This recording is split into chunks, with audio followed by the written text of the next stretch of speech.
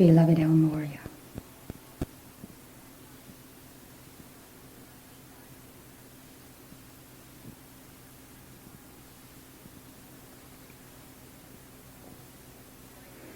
I come from the Royal Teton Retreat to salute you in the light of illumination's flame, the flame of illumined action, the flame whereby the will of God takes on the golden corona of the sun, and those who will to do the will no longer are weighted down by the ignorance of world karma, but are adorned with the light of the saints of East and West, of those who walk the Himalayas and those who are found in the Rockies, the saints who wear the halo of their communion with the Lord of the world.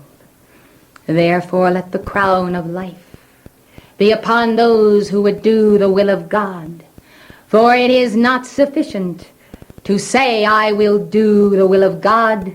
You must say, I will know the will of God, and I will take steps to know that will. I will study to show myself approved unto the Lord of the first ray.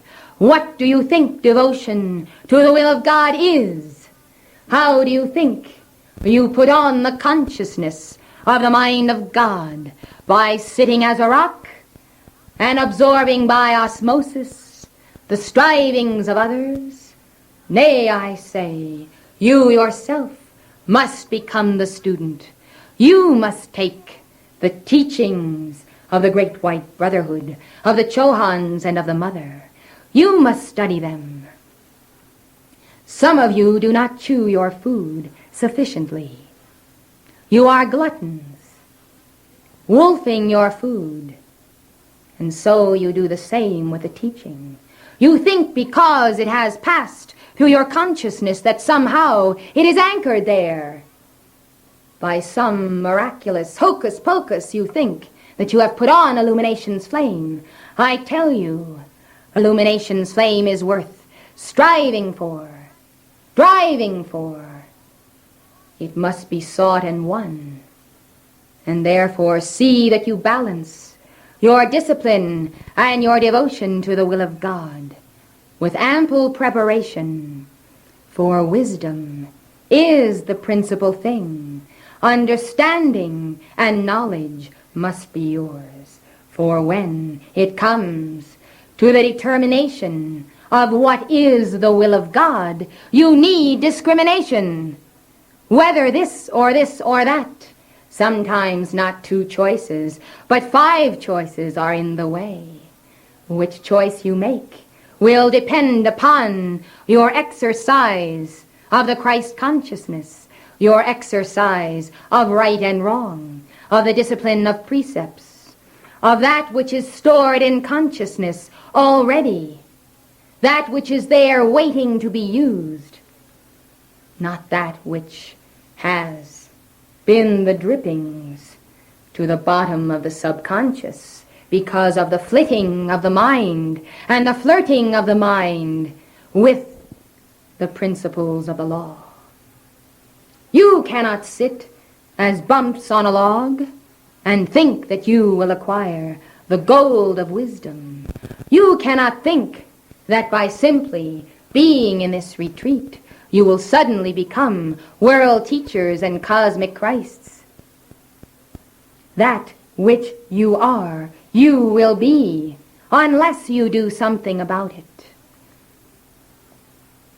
You may dwell in the folds of the garment of the Mother, of the messengers, of the ascended masters.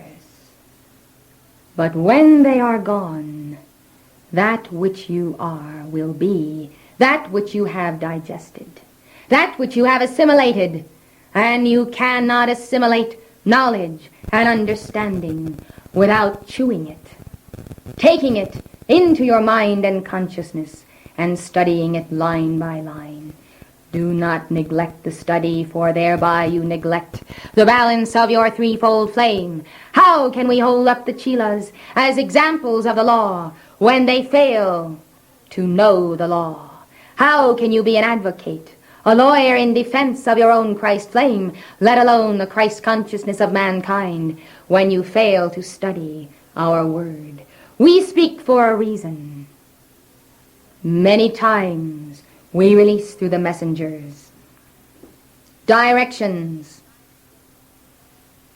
which are not understood by the devotee, and sometimes they are not even understood by the messenger. But when they are heeded, you will find the bursting forth of that buttercup of understanding, that little flower, the fiery golden flower that bursts in the fields of the world, that bursting within you of illumination. That is the reason for the teaching. That is the reason for the direction. That is the reason for obedience. If you are not obedient and not willing and not loving in your obedience in these simple things, you will never pass beyond your training under the Lord of the First Ray. Now I have had some chelas in my classes too long. They have taken the same class over and over again in the simple precepts of the will of God, and even they have become bored with hearing the same teaching. They are bored because they are not taking the teaching, infusing it with understanding by obedient love, and going on to be in the class of Lanto. And therefore, in Lanto's class, there are seats that are empty. In my class, we have too many, and they are seated on the floor.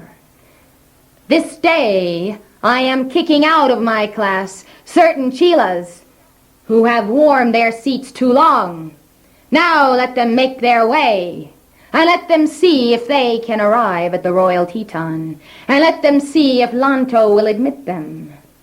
Let them see if the hierarch and the Chohan of the second ray will consider them sufficiently prepared. When the Lord of the second ray receives a chela, he expects that the blueprint and the chalice of consciousness is formed, for he is ready to pour the golden oil of understanding, and the cup is required.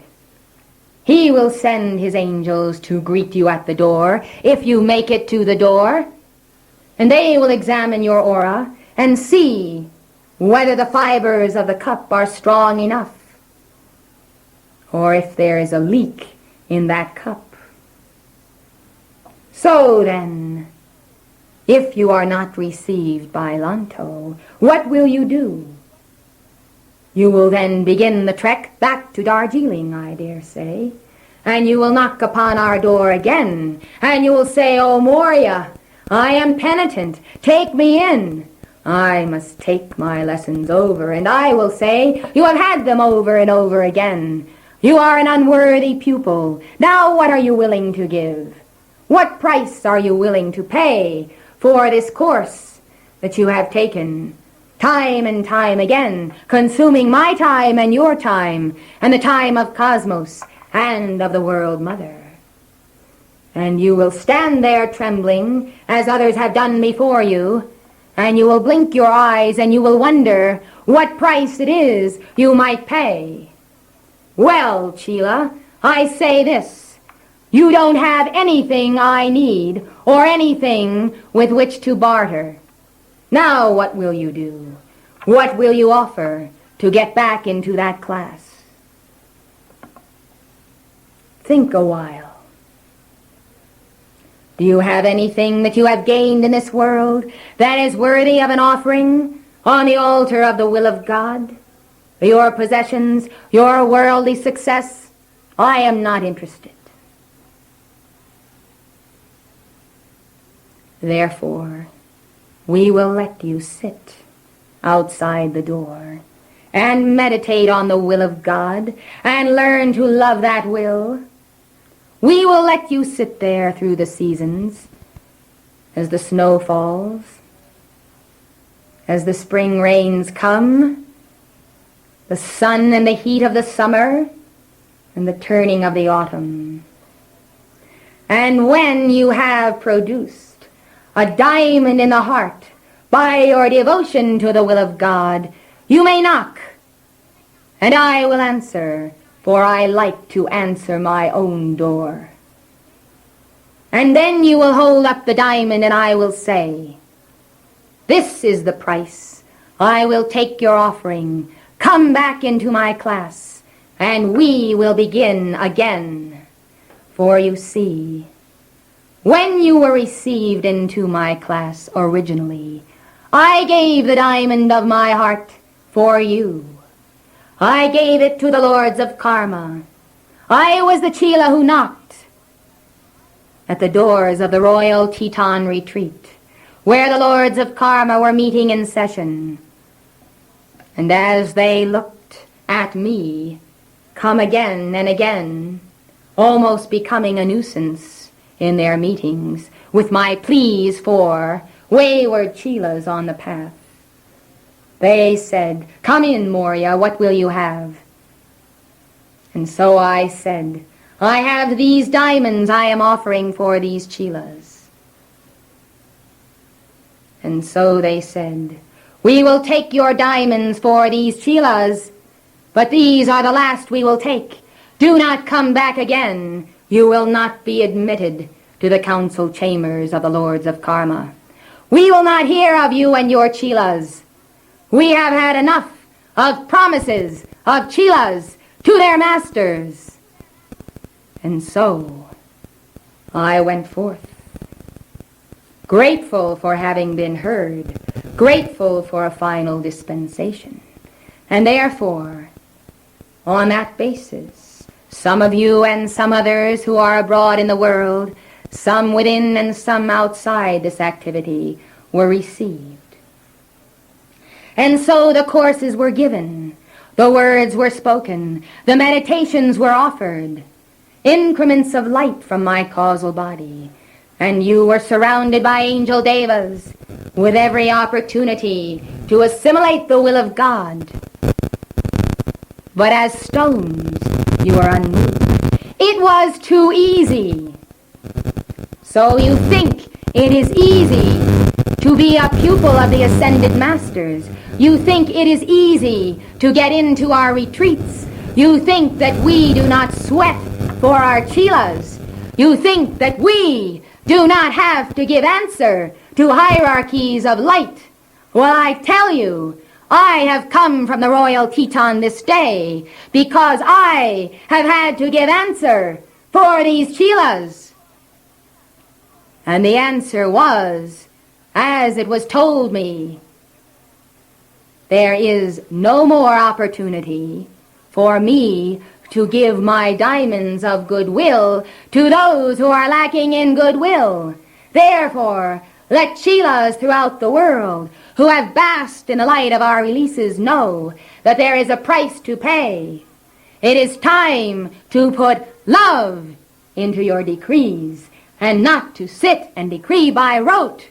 We are grateful for the words. We are grateful for the energy. But after all, while you are putting in the words and the energy, can you not sprinkle in a little love, a little visualization, a little thought of the ascended masters who have sacrificed for you?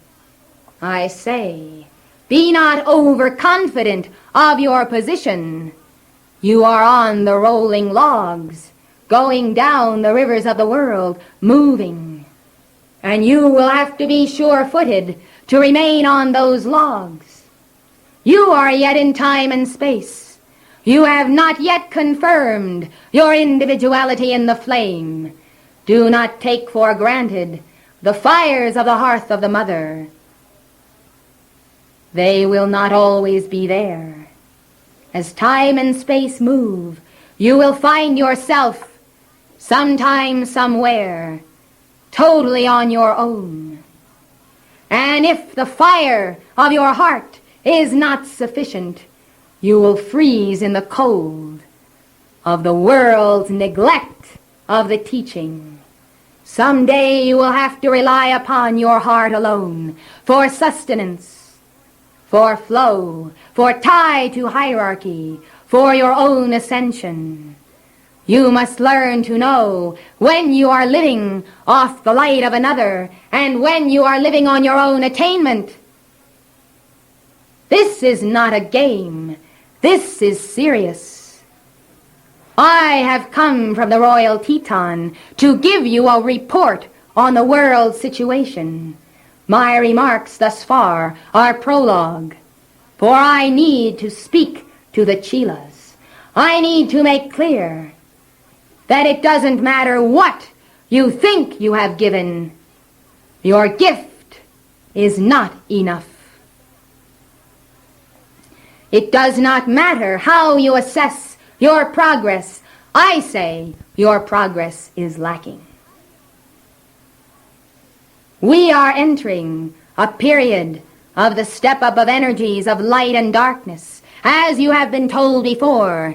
And so you say, yes, yes, Morya, we have heard it before. And so the great cosmic epoch of the coming of the World Mother becomes a drone in your consciousness because you have heard it before. Well, I speak it again, for it is the greatest moment in all cosmic history, when the Divine Mother returns, incarnate, in flesh, in the flame of living fire, when Lady Venus comes to Terra, when Mother Mary gives the dispensation of her light, her love, and her rosary. In this age, when the quickening and the awakening of the soul within you comes about almost automatically because of the great onrush of light. And thus, the greatest moments of the cosmos are taken for granted because of the thimble cups who think that what is here will always be, as though God were simply going to lavish upon a selfish humanity that flame forever and a day. Do not be surprised, precious ones, if I tell you that the Great White Brotherhood has paid dearly for this rescue mission, and we are here to gather, first and foremost, chelas who are worthy, who have done some favor or service to the Brotherhood in the past, whose records show an opportunity must be given. If these will respond, if these will swim through the mire of their own selfishness and rise to the occasion, they can become the torch that will ignite the planet and the people. But it is not automatic.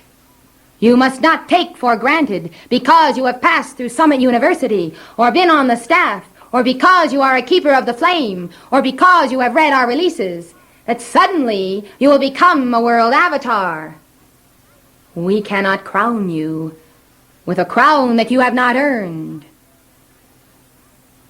Therefore, let us consider the consequences of idling in selfishness, of selfish indulgence, of even toying with the idea of deserting the masters or the mother in the hour of the crisis. Yes, the crisis is the opportunity.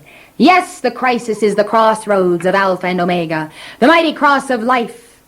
And you walk through that door into the unity of the One, and you show the hierarchies of light that out of the crisscross and the cross currents of crisis you can produce the miracle of the Christ consciousness.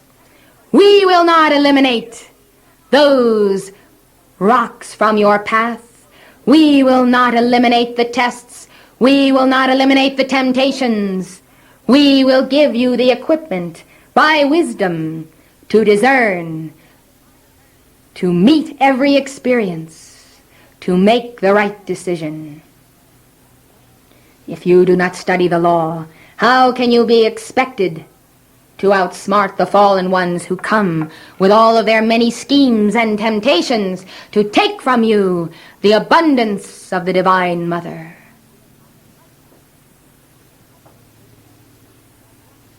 Consider then, what is it worth to continue in the schools of the Brotherhood?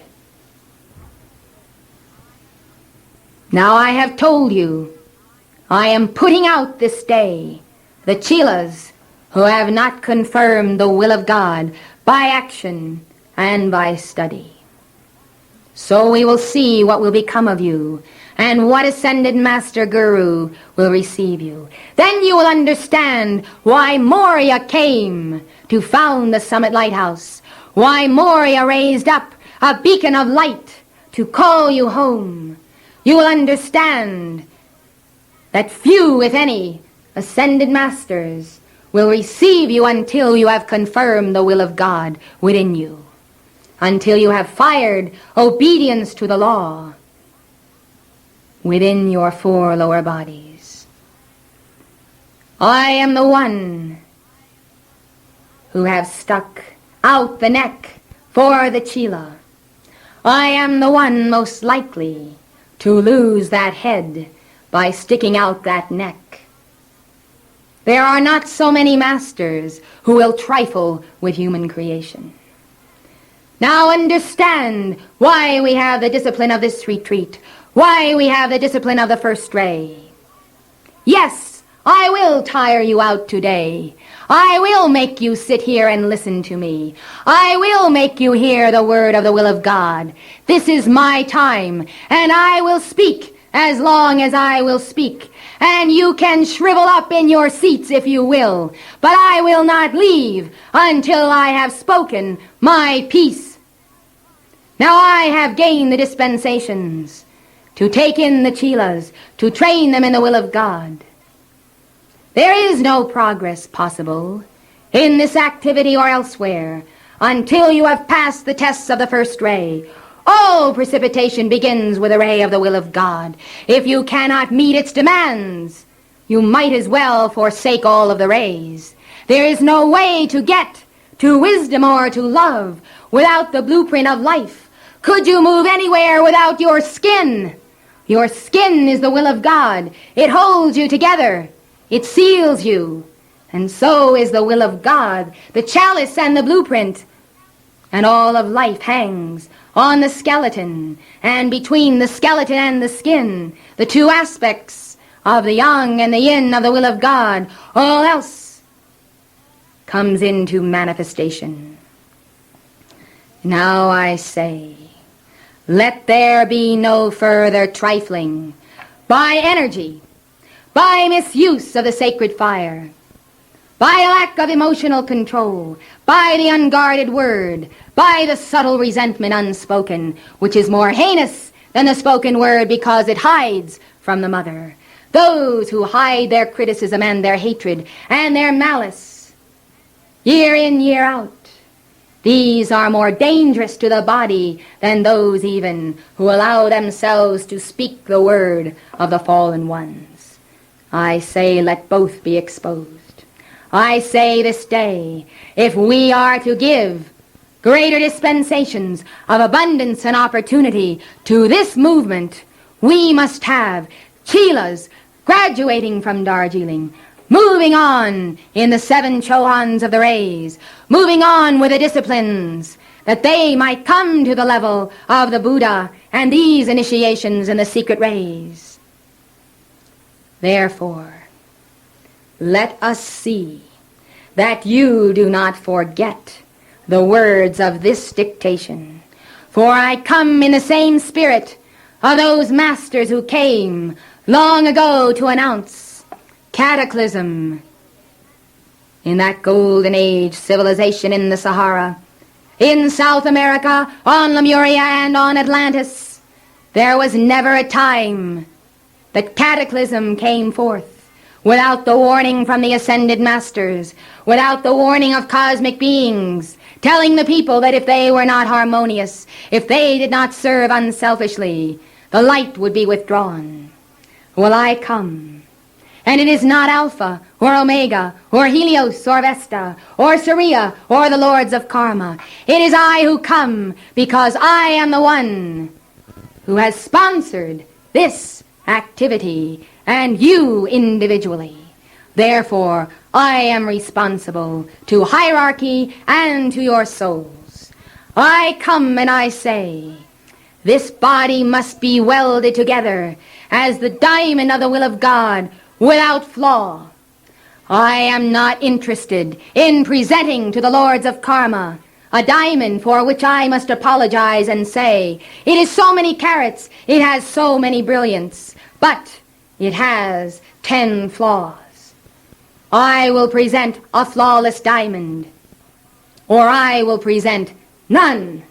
Therefore, I will remove the flaws. Do you know that if I were to speak to Saint Germain, he would say, give me that diamond with flaws and I will transmute it. And he would do that. And then what would we have? Saint Germain with another 1,000 years or 10,000 years of karma to pay off from the chelas who refuse to surrender to the will of God. Well, I say, I will not look into the eyes of Saint Germain and tell him that you have precipitated a diamond with flaws. It will be a flawless diamond, or it will be none. We will have that diamond, and it does not matter to Morya or to the Darjeeling Council who must be eliminated. Either eliminate your human creation, or we will eliminate you. This is my word. This is my warning. And I have said it for the last time. I will not have the play of power around our messenger. I will not have the interference with her work by the petty consciousness of those who intrude with every form of petty problem upon the time of the messenger. You must rise. We have descended as low as we can go, and that low is the level of your Christ self. Unless you rise to that level, you will have the responsibility of having broken the tie to hierarchy. And then you will see what it is to swim in the depths of the astral sea without the lifeline, without the cord of oxygen to the mothership. You will see what it is to flounder in the astral. Now I have given my warning. Now we will turn the page, and I will give you my report.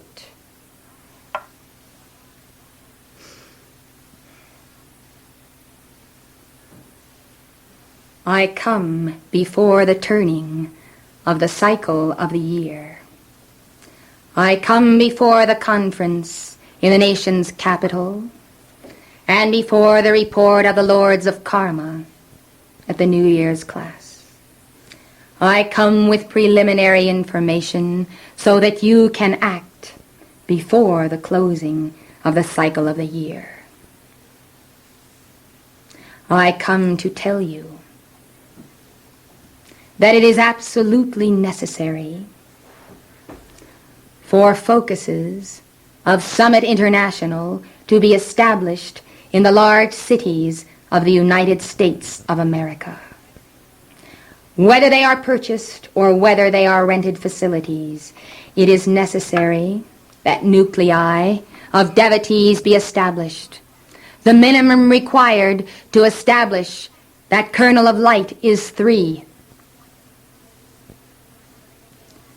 When I say it is absolutely essential that you put your efforts into rallying the chelas, I say it because the infiltration of the fallen ones on the physical and the astral is increasing day by day. I hold before me a report from K-17 of the infiltration of America by those powers alien to freedom and to the principles of this Constitution and to the light of the brotherhood.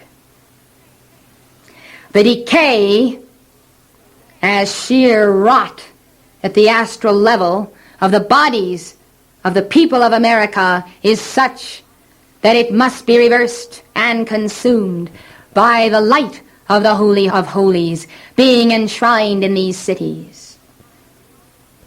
In the present moment, New York City is sinking in the mire of selfishness, of the greed of the beasts of money. There is not a focus sufficient to hold up that city. There is not a mother flame upheld to resolve the difficulties of its economy. When you see bankruptcy and the misuse of funds, you see a misuse of the mother. And therefore it is the mother flame and only the mother flame that can turn that spiral. Devotees are needed. And the light of the goddess of light, enshrined in that place where Chicago now is, being desecrated by inharmony among the students of the I Am, by their condemnation, by schism, and therefore that light being dissipated and seized by the fallen ones in organized crime, and worse, in trafficking in drugs, and in the infiltration of those who are preparing for takeover. The cities of the West Coast are bastions of the Holy Spirit, drawing the line between East and West. And many of the chelas who have heard our word listen more intently to the fallen ones, and they have let the torch drop.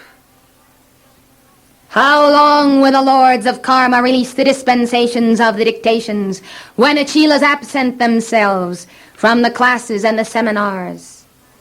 How long is the question? How long is long? What time and space is available to the hierarchy? You are moving with intensity to allow new souls to explore the teaching. I say, well done, for you see, the only way we can get new dispensations is by a new fervor, and by your action showing the lords of karma that you have tried to contact the souls of light, and some have responded, and those who respond give us new opportunity to expand.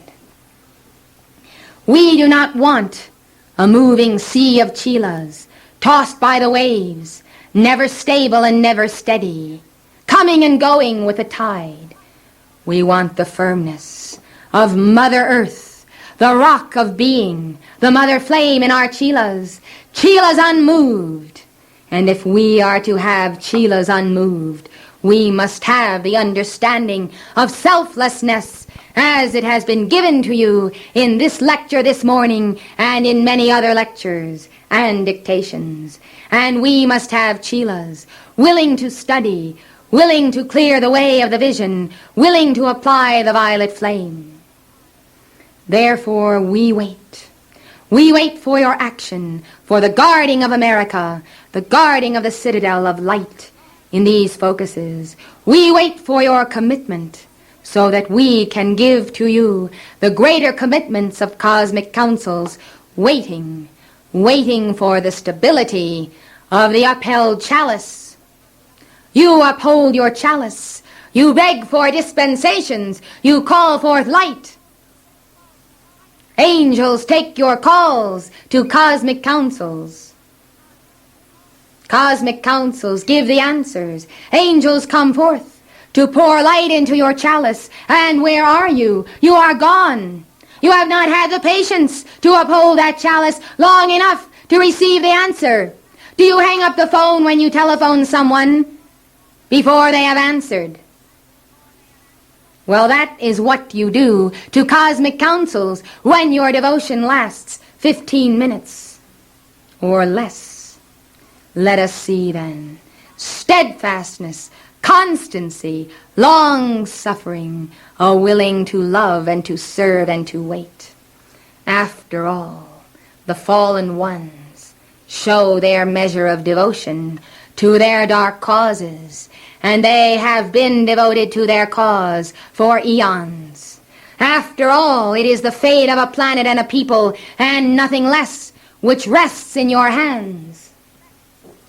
Our messenger reviewed the records of dictations given over a 15-year period to a circle of chelas who utterly failed. Lost, then, was 15 years of dispensations and devotions by the masters. And that era becomes only a book in a file, a record of failure. Now you see, we cannot have continuous failure, for while the chelas of the light fail, the forces of darkness gain in the battle. And as the decades turn, the saturation of humanity's consciousness with darkness becomes so great that for all intents and purposes in this cycle, it is not possible to turn it back. Yes, God is the victor.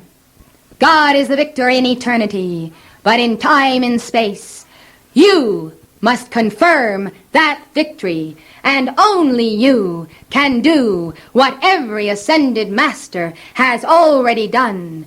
Give the allegiance totally to the Godhead, and let your chalice be upheld for the light's release of victory.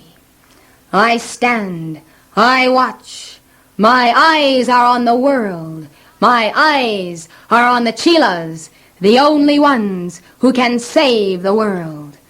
I am Morya of the first ray, and I leave my ray upon you as a pressure, an intense pressure to goad you to new heights of self-awareness. For only as you are aware of yourself as God will you manifest the courage that is required in this hour of victory. I salute you in the diamond of the will of God, and I receive you in your devotion to that diamond.